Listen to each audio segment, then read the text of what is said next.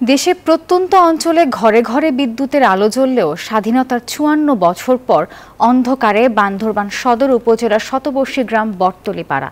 সড়ক, school, community clinic সব থাকার পরও বিদ্যুৎ সুবিধা বঞ্চিত এখানকার হাজারো মানুষ।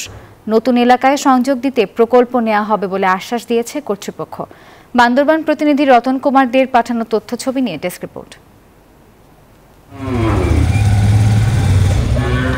বান্দরবান জেলা শহর থেকে মাত্র ২২ কিলোমিটার দূরে অবস্থিত সদর উপজেলার কুহালং ইউনিয়নের বটতলীপাড়া। প্রায় ১০০ বছরের পুরনো এই গ্রামটিতে বসবাস করেন মারমা সম্প্রদায়ের কয়েকশো পরিবার।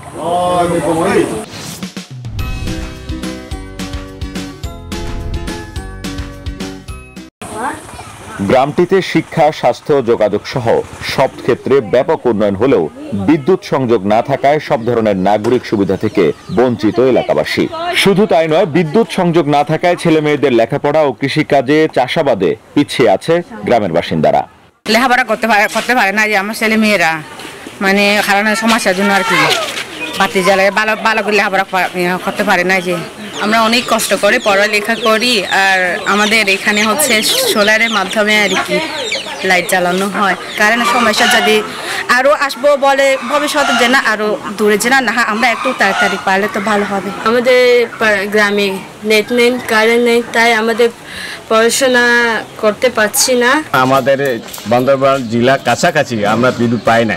শহরের কাছাকাছি গ্রামগুলোতে বিদ্যুৎ সংযোগ স্থাপনের জন্য প্রকল্প হাতে নেওয়ার কথা জানায় বিদ্যুৎ বিভাগ। শহরের খুব কাছাকাছি এলাকা হওয়া সত্ত্বেও সেখানে বিদ্যুতের সুযোগ সুবিধা এখনো পৌঁছায়নি। আমরা সেই সমস্ত এলাকাগুলোকে প্রকল্প 2 তে অন্তর্ভুক্ত করেছি এবং সেগুলো ঊর্ধ্বতন কর্তৃপক্ষ বরাবর লেখা হয়েছে। তো আমাদের প্রকল্প 2 যখন চালু হবে তখন চালু হওয়ার সাথে সাথে আমরা সেই সমস্ত এলাকায় বিদ্যুতায়ন করতে পারবো বলে আশা করছি। বান্দরবান জেলায় প্রতিদিন গড়ে ১২ মেগাওয়াট বিদ্যুতের চাহিদা থাকলেও বিপরীতে সরবরাহ হচ্ছে ৫ মেগাওয়াট বিদ্যুৎ। শেখ জায়েদ, নিউজ 24।